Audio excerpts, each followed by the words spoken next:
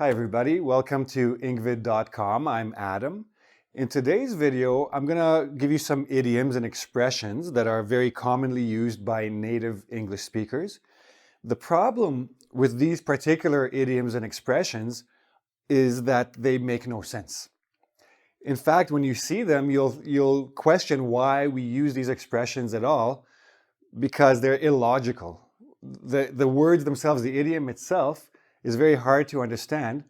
I know that all idioms are a little bit hard to understand, but these ones are extra tricky because they're just illogical. And you'll understand when I start giving you when I start explaining what they mean.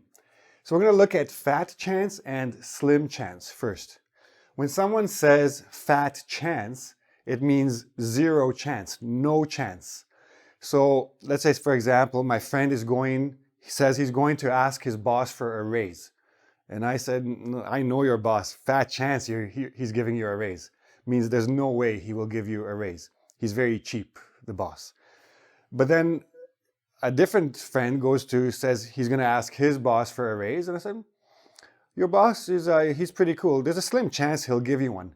There's a slim chance. It's not a big chance, but there is a chance. But the idea here is that fat chance, you would think very big chance, but it actually means zero chance.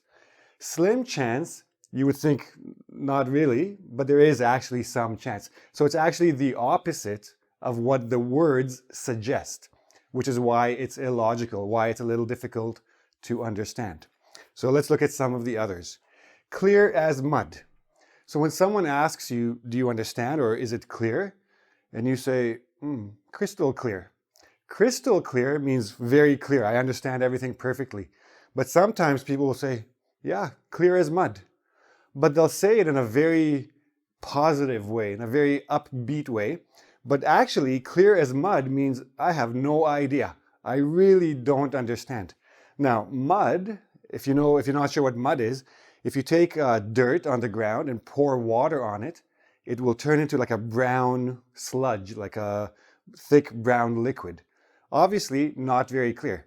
So technically, clear as mud means it's not clear at all, but the way people say it can be a little bit confusing to especially non-native English speakers. But even English speakers have to take an extra second to think, do you get it or don't get it? I'm not sure. Because you're saying clear, but then you're saying mud. So when people say this, they are being sarcastic. Now, sarcasm is very, very difficult to teach. Sarcasm is involves attitude. You say something very opposite of what you mean, but the person who hears it very clearly understands what you mean, right? I'm not going to get into it, but if somebody says, yeah, clear as mud, they're being sarcastic. They're saying that they really don't understand, but they're saying it in a way that sounds like they do understand. So it's a little bit tricky. That's actually a good lesson. We'll make another video for sarcasm. Right as rain. So when you think about rain, you're thinking about gray clouds, you're thinking about being wet and cold, not a very good feeling, right? But right as rain means very good condition. So I was sick for a little while, but I took some medication and now I feel right as rain. I feel very good. I feel in very good condition. So right as rain, the right is good, the rain is bad, so you're not exactly sure which it is. It seems a little bit illogical. Now, this one is not exactly illogical, it's just a little bit confusing, I think, again, for non-native speakers. If someone says they're not a big fan of something, or like not a fan of or not a big fan is another common way to say this. It means that they don't like it. Not a fan, just like instead of saying, oh, I don't like it, they say, not a fan.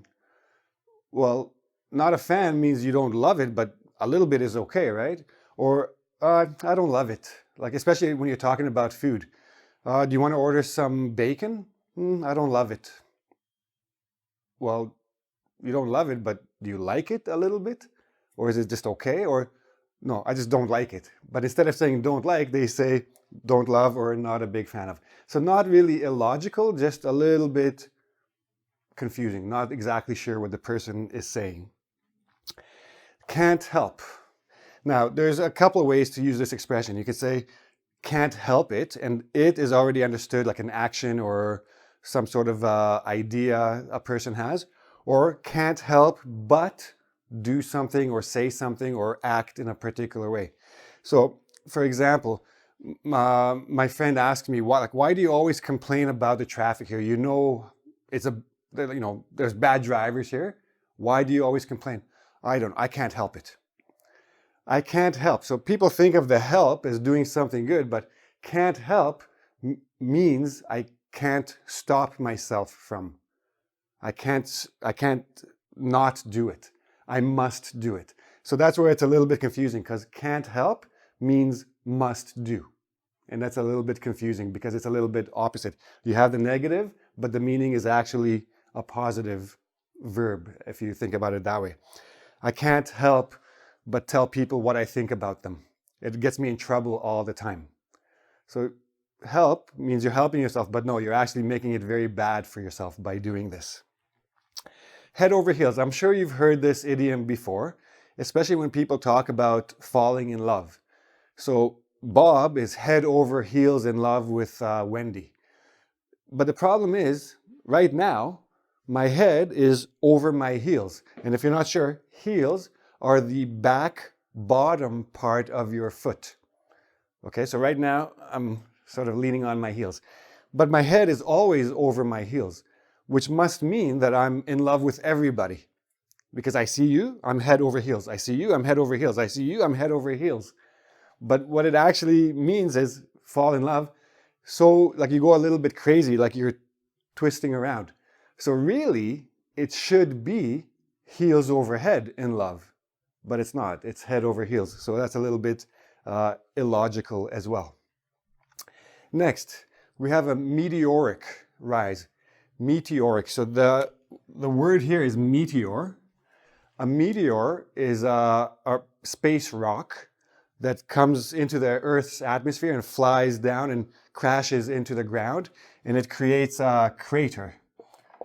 Like if you're not sure what a crater is, if you think about the moon has many craters, like little dips in the Earth.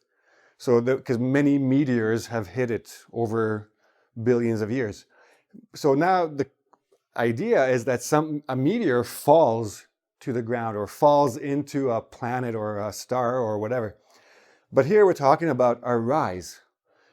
If something experiences a meteoric rise, it's a very fast and very powerful rise, especially when we're talking about like popularity, right?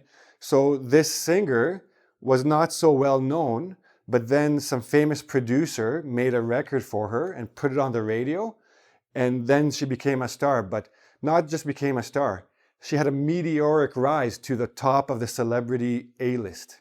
She was nobody. People heard of her, and then suddenly everybody knows who she is. She's world famous, very fast, very powerfully. So meteoric rise, but it should be a meteoric fall, but interesting. Pardon my French. Now here you have to be a little bit careful. When you hear somebody say, pardon my French, they're not speaking French, unless they're French people, but then they don't use this expression.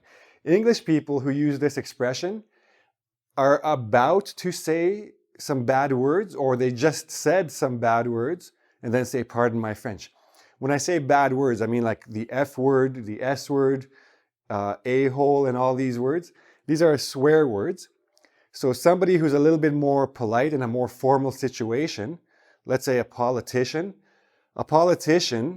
speaking to the media will say, oh, like I'm a senator, let's say, that senator, oh, he's an a-hole, pardon my French. And they'll always say, pardon my French means I'm sorry that I'm using a bad word, but I must use a bad word. But it has nothing to do with French. And pardon means like excuse me. Break a leg, which is very interesting because this seems like a very bad thing to say to someone, break a leg. But in show business, and now in basically every situation, when you want to wish someone good luck, you can say break a leg. If somebody's going for a job interview, if somebody's going for an audition, if somebody's going to give a performance, anything like that they're going to do, like a particular event, you say, okay, break a leg. Which sounds like you're telling them you're hoping something bad happens to them, but actually you're wishing them good luck. So complete opposite.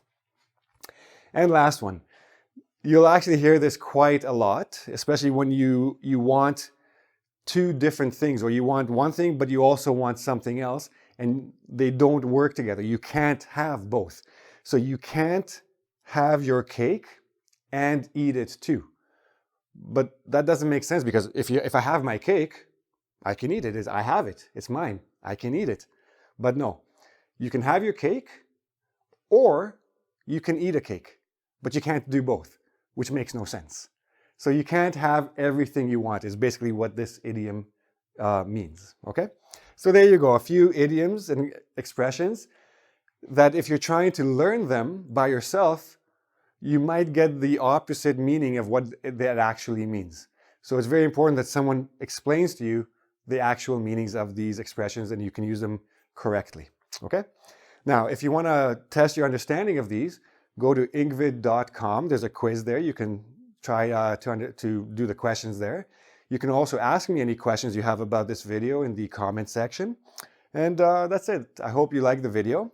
Don't forget to subscribe to my channel and ring the little bell there. You will get notifications of future videos. And come back soon for more, hopefully useful English tips. See you again soon. Bye-bye.